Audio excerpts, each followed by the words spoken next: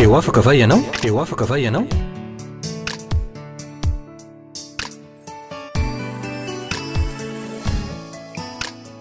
fandarany iarana fiangonana refi androndra kely dia mbola faly miarabantsika tsiraray avy izay manaraka izao fotoana izao indray ny tenako ankehitriny na aiza mety toerana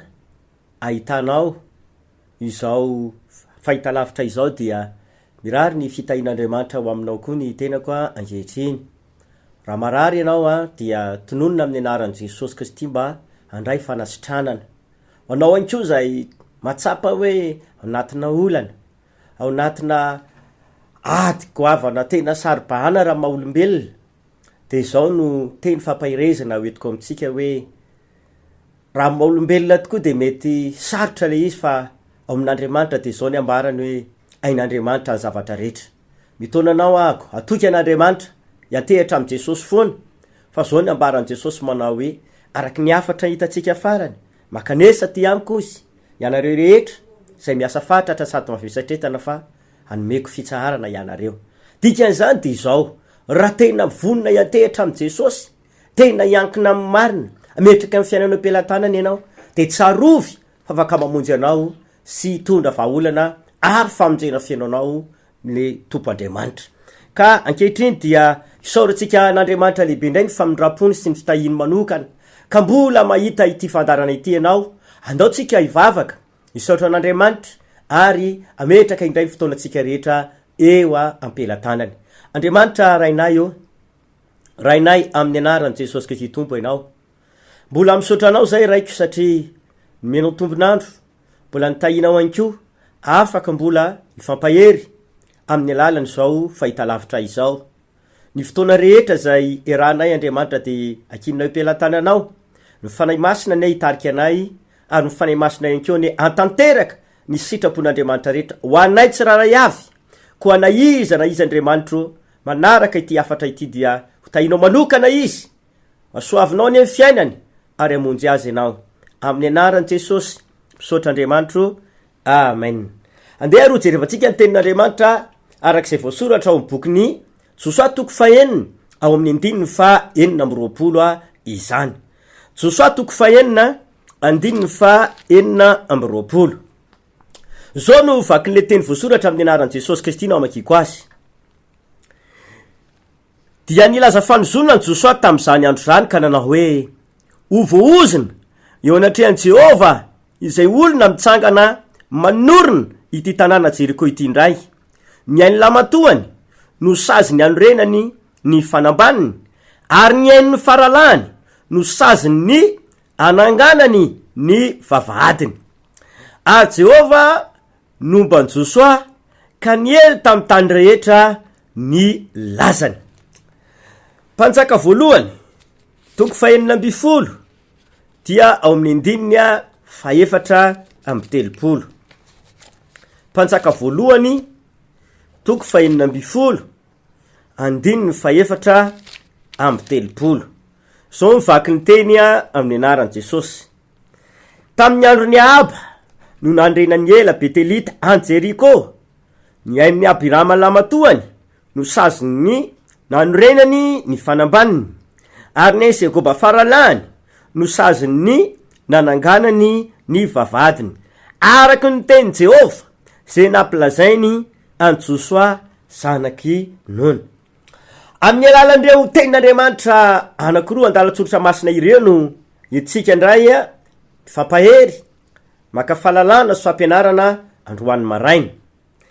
Ny fiainan'ny olombelona rehetra dia tsy misy zavatra mitrangatranga ho azy zany mihitsy eo amin'ny fiainana,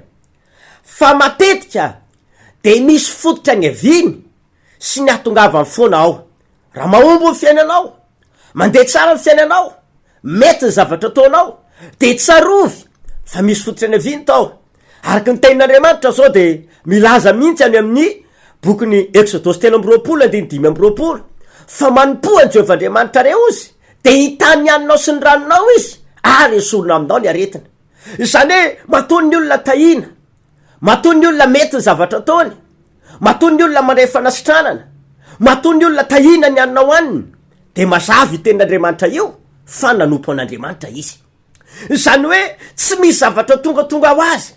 tsy misy zavatra misehoseho azy zany ho fiainan'ny olona, fa misy fototra na misy foana tsy maintsy hery natongavany sy ny aviny itao. Izay fototra izay dia hery ara-pana le izy, ary io hery ara-pana io de misy fiatraikany amin'ny fiainan'ny zanak'olombelona sy ny zava-boary ary eo amin'ny tany izay onenany. Raha ohatra ihany koa nefany tsy mandeha,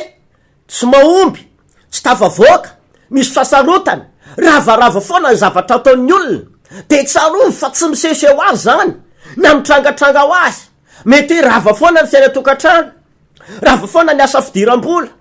matiantoka foana am'izay atao, na misy aretina verimberina, na misy fikorotanana lava, na mikatso ny zavatra atao, dia tsy tongatonga ho azy anko zany, fa misy hery na misy fototra ny aviny foana atao. Ka indrindra mila takatra, mila fatatsika zanak'olombelona hoe inona ny antony. Voalohany indrindra raha dia zao, anisan'ny fototra anak'ringeza be mahatonga ny olana ny tranga misy fasarotana, ny tsy fahombiazana amin'ny zavatra atao zao, de araka le afatra mivakitsika atao amin'ny Josoa 4:4 izay nitranga teo amin'ny tanànan Jeriko. Ty zao tsara fandeha ny tantara. Rehefa tonga tao amin'ny tanànan Jeriko isika raha mahita amin'ny Josoa 4:1 de zao voalazany tenin'Andriamanitra hoe nidy mafy ty tanànan Jeriko ty. Rehefa nidy mafy tam'izany fotoana zany dia nanomboka namebaiko Andriamanitra hoe hodidino impito ao anatin'ny 7 andro, ary ny amin'ny andro fampitony de impito miodikodiny hoe nareo fa io mirakoray ianareo amin'ny fampitony fa irodany tanànan Jeriko ty. Rehefa niaina sy nakatoa, nanaraka ny teny voasoratra, nanaraka ny baikon'Andriamanitra reo olona nytarian'ny Josoa tam'izany fotoana, de isaorana an'Andriamanitra lehibe tokoa fa nirodana lay manda ny Jeriko, izay voalaza fa manda tena goavana sady avo no matevina, fa noho ny fahaizan'Andriamanitra sy ny hery ny falebiazany de nirodana tokoa izay manda ny Jeriko izay. Rehefa tafiditra tao nefa ny zanak'Israely dia izao zavatra nitranga sy nisy. Nilaza fa nizona ny Josoa tam'izany fotoana ka niteny manao hoe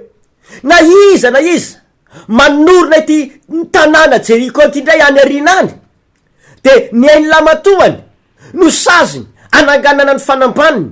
ary ny hainy faralany no saziny ananganany ny vavahadiny. Izany hoe i Josoa zany dia misy teny nambarana, misy ozona ntononiny tao amin'ty tanàna Jeriko ty, de le ozona mitondra fahafatesana, mitondra fandringanana. Ka io ozona io na de efa tsy teo ambonin'ny tany tsony Josoa, efa maty Josoa, efa lasa vovoka Josoa, de le ozona kosa zay nitononina teo am'le tanàna, zay nambara teo am'le tany, de mbola nipetraka, nanan-kery ary namiditra teo amin'ny toerany foana izany herina ozona izany. De i zavatra nampalahelo sy nitranga rehefa de zao, ny olona niaina sy nipetraka teo amin'ny tanàna eny andritry ny taona maro ny fandimby, de natrapa zavatra hafa, natsapa fahafatesana, ary ozy mihitsy ny tenin'Andriamanitra raha mijeritsika oriana kely eo amin'ny mpanjaka faharoa, de tsy mahavanimboly, tsy mahavaninanaka ilay tanàna Jeriko, nefa dia tanàna tena tsara toerana, tanàna tena mahafinaritra. Fa saingy izao ny fiainan'ny olona kosa zay nipetraka sy ny aina ny velona teo am'le tanàna dia nangidy ara-baky teny, nisy fahafatesana tamin'ny zavatra rehetrarehetra zay natao, de io mahatonga ny teny tany aloha manao hoe tsy misehoseho azy, tsy tongatonga ho azy akoriny reo karazana tranga sy zavatra misy iainan'ny olombelona ety ambonin'ny tany.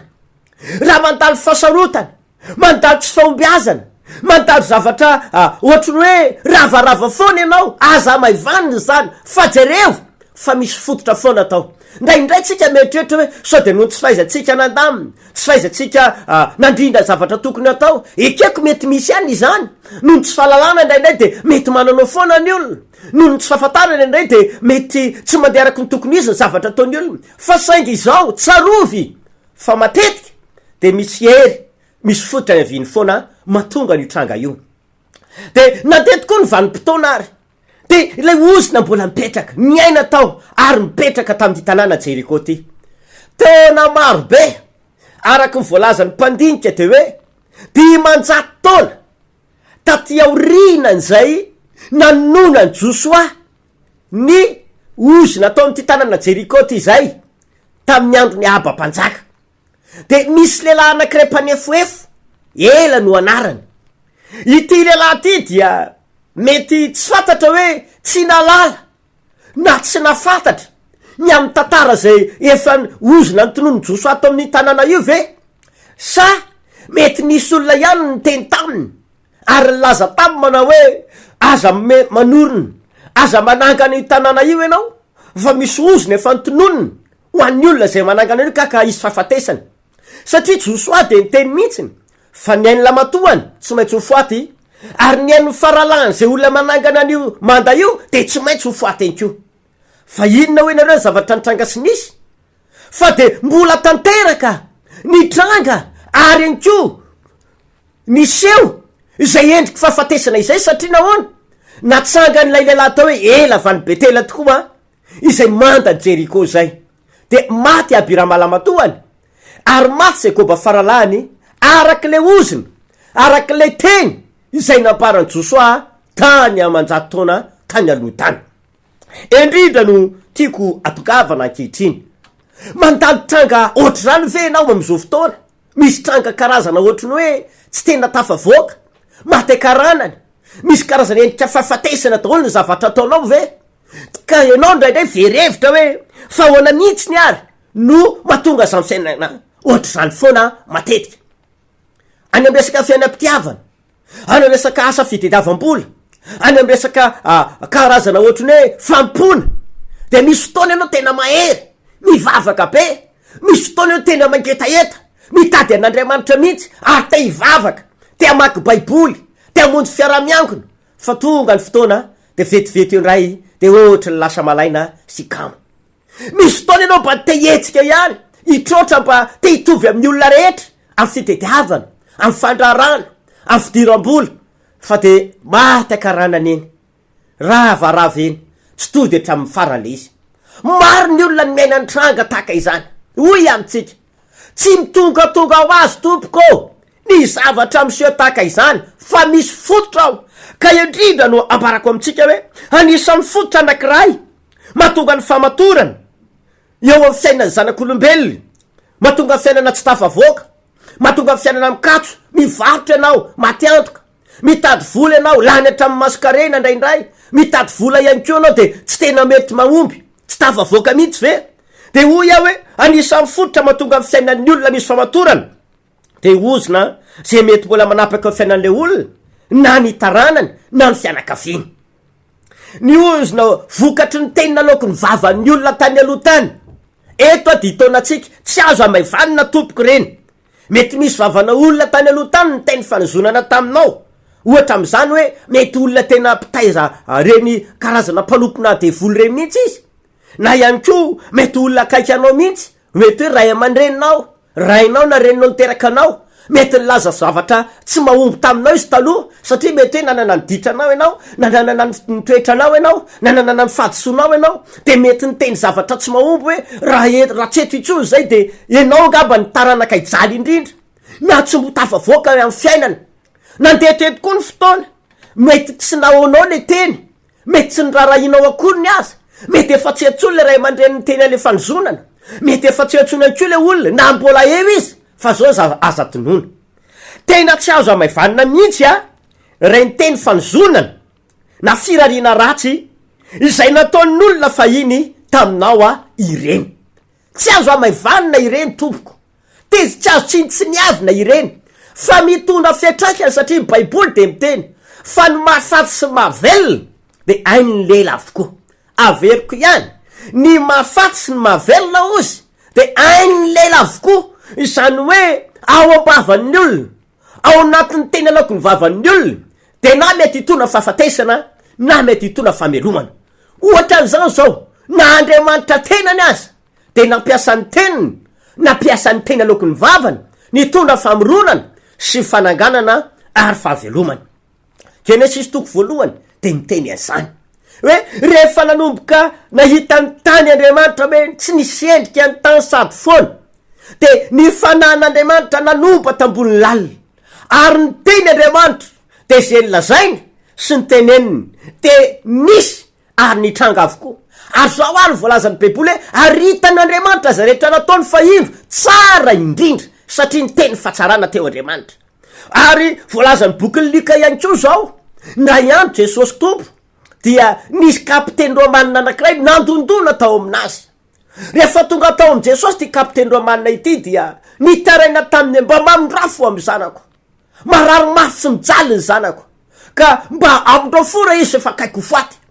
Ny olona tam'izany fotoana zany niteny tamile kapiteny hoe aza manahirana ny mpampianatra tsony ianao, aza mbola manahirana Jesosy itsony ianao, fa ny zanakanao efa ho faty, efa maty mihitsy ny zanakanao. Ny olona tam'y vanim-potoana io efa niao ao ny olona, tsy hitany olona zay ho atao. Fa ity kapiteny ity de tonga tao am Jesosy, ary Jesosy tsy nisalasala fa niteny taminy manao hoe zao ho avy eny an-tranonao ahako anasitrany any ankizinao. Fa hoy le kapiteny taminy, tompoko, aza manahirana ny tenanao akany an-tranoko akory eny, fa zao fotsiny teneko aminao, zako mba manana lehibe ahako ary manana olona nkeo mba fifehezako. Rehefa teneny lehibe ako aho hoe mandeha anary de mandeha ako, atao sao de manao ah, tahaky zany ankory olona mba fifehezako. Rehefa miteny an'ireo hoe atao sao de manao izy, ary rehefa mibaiko an'ireo de taterana zay teneniko. Noho izany Jesosy Tompo, mitenena ianao, mitenena fotsiny de ho sitrany ankizy lahy. Gaga Jesosy, mbola tsy nahita finoana tahaka izany aho Jesosy, fa mandeha any ianao de tongava aminao araky zerinao. Iny tokoa lasa le kapiteny. Rehefa lasa izy, mbola teny andalana teny izy, jerevana olona efa falifaly, olona miorakoraka daholo ny ao an-tranony, ary jerevana zaza efa salama, sitrana somatsara no nitongavany tao an-trano tao. Nanontany izy manao hoe tamin'ny ora manao hoana keny nasitrana n'ity zanako ity, de so mihitsy nitenen'ny olona tamin'ny ora ohatry zao zao, de tamile fotoana izay nitenena an Jesosy. Indrindra niteneniko amitsika hoe ny tena aloky ny vava de tsy azo sinitsiniavina, tsy azo amaivanina, tsy azo atao ambany zavatra. Ka hoy amitsika zany, raha misy amitsika tompoko mety fony taloha tany, mety nisy ny laza hoe ianao ohatry zao ny fiainanao, nenao ohatry zao akeo zavatra hitranga aminao any arinany, mety olo tianao taloha ny saraka taminao, mety ray aman-dreninao io satria nalahelo noho nataonao, mety havanao akaiky io, mety mpiaramonina io, mety mpiara-mianatra io, mety mpiara-miasa io, mety niteny zavatra tsy mahomby taminao izy tam'izany. Tahaka nyty tantara am Josoa toko faheniny ity andininy fahenina amby roapolo,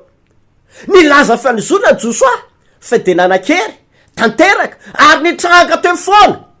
izany le herin'le oziny ny herin'le teny zay naloka ny vavan'ny Josoa zany aman-taonany maro, aman-jato taonany maro. Nipetraka teo ary nanakery namatotra ny fiainan'ny olona sy lay tany teo foana izany tantara izany. Araka io zavatra hitatsika io, ka hoy amitsika zany, mila tonga saina, mila mandinika atsika androany hoe sao de io mahatonga ny fiainanao tsy tafavoaka any am resaka fiainam-pitiavana ohatra. Tsy vitsy mihitsy ny olona niteny zavatra tsy mahomby taloha indraindray ary na ianao mihitsy ny ary no miteny zavatra tsy mahomby tamin'ny fiainanao nge hoe za ty de olona ohatry zao sahirana sy mijaly lava, za ty de olona sahiram-piainana, za ty de olona ohatry zao tsy mba misy pity, zay mo ohatry zao ka mahanitra sy mavomavo de tsisy pity zahay, de mamatotra anao reny teny reny ahoy amitsika zany. Ahoana ary ny dingana, mila irosonao, raha tsapanao hoe tena tonga saina anao am'izao ahenonao ty afatry ty zao, inona ny dingana mila irosonao? Ahoana ny fanapa-kevitra mila raisinao? Satria hoy aho, aza maivanina zany, aza tsinitsiniavina, fa mila mandray fanapa-kevitra anao androany. Mitonanao mihitsy ahako ho tonga saina, satria ao am-panjaka faharoa toko faharoa zao andeha ho any am'le dingana mantsy isika io hoe inona ny fepetra na ny dingana mila andraisanao fanapa-kevitra mba hatonga anao afaka am'izany herina ozina vokatry ny tenina aloky ny vava izany. Dia ozy mimponina tao Jeriko, Josoa ao bokiny mpanjaka faharoa azafady toko faharoa andininy faha 20. Nakany amin'ny Elisa mpaminany nimponina tao Jeriko de nitaraina taminy. Arak' zao hitanao zao tompoko izy de tsara toerana mafinaritra ty tanàna Jeriko ty raha fahitana azy ivelany. fa saingy izao izay monina atompo eto am'ty toeranyity de matsapa mihitsy fa misy zavatra hafahafa misy ery hafahafa tsy hay azavaina ato am'ty tanàna ity ka mahatonga ny fiainanay zay mipetraka eto manana zavatra ratsy ary misy fiainana tsy mahomby mihitsy de ny tagnana ozy de tsy mahavananaka tsy mahavanimboly zay mihitsy ny tenenin'iremponina tamin'ny Elisa de zao ny tenenin'ny Elisa taminy hitondray lovia vaovao ako asivy sira ao anatin' zany lovia zany de rehefa tonga tao amin'ny Elisa ny sira sy lay lovia de nety ny aingana nakany amin'ny fiandohan'ny rano dia nararany tamin'ny fiandohan'ny rano izany sira izany de zao voalazany tenin'Andriamanitra de nanomboka ny teny Elisa hoe zao lazainy Jehova efa natsara ity rano ity aho ka manomboka izao de tsisy fahafatesana intsony eto dia tsara ny rano mandrak'androany ka hoy amintsika zany ny dingana lehibe indrindra mila irosonao voalohany de ity aloha tsy maintsy tapana sy ravana ny hery le ozona vokatry le teny tsy maintsy tapahana sy ravana amin'ny anaran'i Jesosy Kristy izany hery le teny na le fanjonana izany aza mionona fotsiny na hoe efa tenin'ny olona efa taloha zany na tenin'ny olona fa ohatr' zao zany na tsy niavinao fotsiny fa betsaka ny olona hitanay miditra am-piangonana tena mivavaka ary te hiezaka mba hanana fiainana tsara fa saingy tsy tafavoaka amin'ny fiainana fa de miodikodiny foana tsy mety mahita masoandro miratra kanefa zao le aza tonono Andriamanitra tompoko de izao ny teneniko aminareo tena afaka hita sy hiasa hitona famonjena feno ho an'ny fiainan'ny olona rehetra zay mino an Jesosy ary afaka hitona amin'ny fiainana ho any amin'ny famonjena sy mifatsarana ho any amin'ny fiainana tsara lavitra io Andriamanitra io rehefa tena matoky azy tapa-kevitra iankina aminy ianao saingy izao nefa zavatra tsapa sy hita maro ny olona tsy tena afaka miaina zany fatsaran'Andriamanitra tsy hoe Andriamanitra tsy mamonjy azy tsy hoe Andriamanitra tsy te hiasa amin'ny fiainany tsy hoe Andriamanitra intsony tsy te hanasitrana tsy te hamany olany fa betsaka keny olo hitane tena mivavaka tena mitarenandro manalina tena miankohaka manao sitrapon'Andriamanitra fa na izy ara-manontany tena hoe misy marina ve zao Andriamanitra zao miaino avy Andriamanitra satsy ary misy ano moa de tafalatsaka ao anatin'ny fanamelohan-tena ka lasa mba mifotsifidiny misy tsy te hiaina eto ambony tany tsony kivy manoloana ny olany manoloana ny fiainana fa mampahery anao aza kivy zany aza manaiky amifo aza manaiky hitanondrika aza manaiky ho resy fa andao iverinao am' Jesosy andao anatona an Jesosy andao iankina sy antehitra aminy apetrao aminy fiainanao de andao vahatsika ho tapahatsika amin'ny anaran'i Jesosy ny heriny zay oziny vokatr'ireo teny nalaoko mivavany olona taminao fony taloha fony anao mbola zatovo to anatin'ny fahatanorana fony anao taloha na ianao efa lehibe zao fony anao mbola tsy nanana ny tompo mety efa nisy zavatra nytenen'ny olona taminao na ianao mihitsy ho any teny zavatra tsy mahomby anao de andao aingana faharoa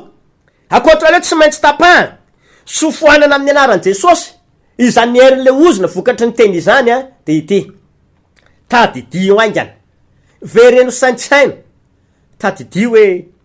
inona marina reo teny nataony ray aman-dreninao niteraka anao nataony dadatoanao nataony fianakavianao na nataony olona taminao taloha dinio reny tadidio aingana vereno saintsaina eso de mba iny ary fony zay nisy olana de niteny ohatry zao taniko izy fony zay nisy zavatra tsy nitovizany hevitra de niteny zavatra tsy mety taniko izy andao aingana tadidio de saintsaina reny de andao rehefa tadidinao zay de tsy maintsy foanana amin'ny anaran'i Jesosy tahaka nataony Elisa nakany amin'ny fiandohan'ny rano izy de nitapahana sy mifoanana tamin'izany fotoana zany moa de nitarian'Andriamanitra mihitsy Elisa hoe tsy maintsy any amin'ny fiandohan'ny rano any am'le fototra zay nidikany amin'ny heviny ara-panahy ao am'le fototra mihitsy any amin'ny fiandohana hoe iza le niteny fanjonana taminao iza le niteny rary zavatra ratso amin'ny fiainanao na nitokantranonao misy ny tena miteny mihitsy hoe ianao tsy ho tafita mandrakizay zany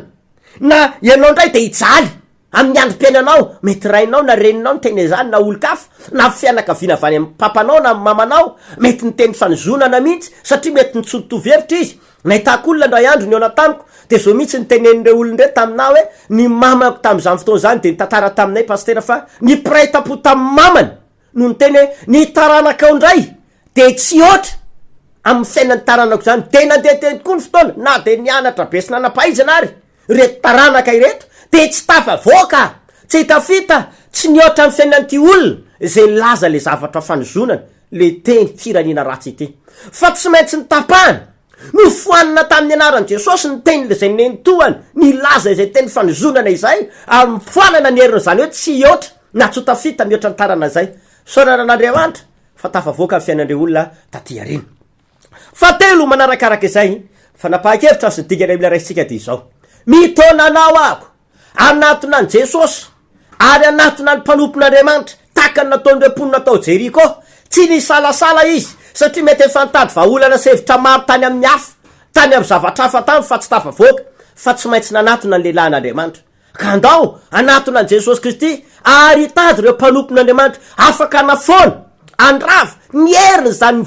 teny naloko ny vavan'ny olona izany so de izy fetraikany ratsy eo amin'ny fiainanao sy noavinao ary nitaranakao ilay izy ka aza misalasala ianao aza mangatakandro fa tongava izay fiangonana refiandrona kely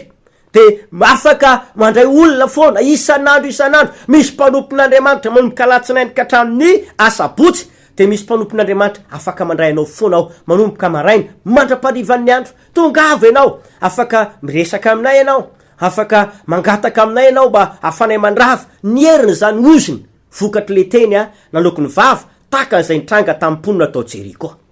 tsy maintsy foana zany misy arange teneko amitsika fa matimaty tanora daholo le fianakaviana no nyozona vokatry ny teny taka zay nahazo mponina atao Jeriko hoe le ozona ampitona fahafatesana tsy vitany hoe namono olona fotsiny namono taranakely fa natramin'ny fiainan'ny olona sy mifandrarana sy ny fambolena sy ny zavatra ataony de tsy isy tafavoaka fa de matimaty daholo tsy mahavanimboly tsy mahavanynanaka satria tao le herin'ny fahafatesana ka tsy maintsy foana zany tsy maintsy manatona mpanompon'Andriamanitra ianao afahana mandravana zany de manarakaraka tongava manatrika amin'ny fotoam-bavaka izay fiangonana fiandrona kely dia manana ny fotoam-bavaka zay tanterahanay reo fotoana rehetrarehetra zay ataonay dia misy fanafana lehibe ny talata manomboka amin'ny ray ora sasany alakamisy manomboka amin'ny ray ora sasany dia misy fotoana ngeza be mihitsy misy fampianarana ny tenin'Andriamanitra fa isy mivavaka fanafana ny herin'ny ozina fanapitena ny herin'ny ozina mba atonga ny olona anefa soavana ka hoy amitsika zany manasanareo zay tongava ny alahady kosany de misy fidirana inefatra amin'ny fitora amin'ny sivy amin'ny raiky amby folo ary amin'ny ray ora sasany ny tolakandro ireo fotoana rehetrarehetra ireo dia misy ny tenin'Andriamanitra izay hoentina araky zay tarian'ny tompo fa isy vavaka fanafana ngeza be mihitsy izay ataonay ao anatin' zany fotoam-bavaka izany manasanao ao anatin' zao roa volana sy tapany sisy amty taona 7 soa rivity aza matahotra ianao fa afaka mbola isy tantara-piainana tsara lavitra afaka isy fivampiainana ngeza be ho ataon'Andriamanitra amin'ny fiainanao Josoa tam'izany fotoana nilaza fanozonana tampona atao Jeriko sy ny tanàna de nisy fahafatesana tao fa Elisy de nanomboka ny teny izy manao hoe zao de tsisy fahafatesany intsony eto ho tsara ny eto ary de nanomboka teo de niova ny tantara rehetra dika izay ihany ko de afaka mbola iova ny tantara afaka isy fahatsarana afaka isy fahavelomana amin'ny fiainanao tongava hoy aho aza misalasala ianao akoatra zay ihany ko nefa dia raha te iona aminay ianao na mila torevitra dia misy ny numéro telefôna io afana ifandray aminao tongava tompoko ary miantso anao fa tianao Jesosy ka ankehitriny tsika ivavaka raha ivavaka isika de eo ianao manomboka saintsainy hoe iza moa zany le niteny zavatra tsy naomby tamiko tam'izany fotoana iza le niteny zavatra tsy mendrika tamiko ny rary zavatra ratsy amin'ny fiainako na inona ny teny naloko mivavako so de zany mitondra fitraikany ratsy ho amin'ny fiainako sy ny tokantranoko ary ny zavatra ataoko de ivavaka isika de ataovy amin'ny fonao ny tananao ary raha marary ianao petro mifatra marary ny tananao fa ivavaka tompoko Andriamanitra raiko tsara indrindra mbola misaotra anao amin'ny anaran'i Jesosy misaotra tompony amin'izany afatra zay nampitondrainao zany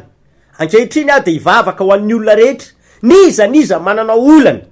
fesarany niady fikorotanana faravana tsy fombiazana eo amin'ny fiainany mamirafoaniny ianao Andriamanitra raiko titidina amin'ny anaran'i Jesosy Kristy avy Nazareta foanako ny oziny raha vaina ny hery mifanaratsy migiala aloha ranon'aretina miogotra hatramin'ny fakany amin'ny anaran'i Jesosy aoka ho sitrana zay marary levina loharanon-aretina sy ny kansera, miala ny aretin'ny tension, miala ny aretim-pomanaranaka, miala ao anatin'ny olona zany aretina izany, ary androany de didina ny herin'ny ozina foanana fa anany ny anaran'i Jesosy Kristy tompo avy Nazareta. Aoka ho afaka ny olona tsofina rano iova tantaram-piainany ary tahin'Andriamanitra izy amin'ny anaran'i Jesosy sitrana ny marary. Sotra tompo, amen. Dia samy io tahin'Andriamanitra tompo a amin'ny manaraka indray raha sitrapon'Andriamanitra. Eo afaka va ianao? Eo afaka va ianao?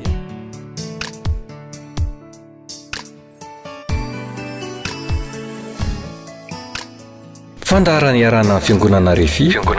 Androndrakely.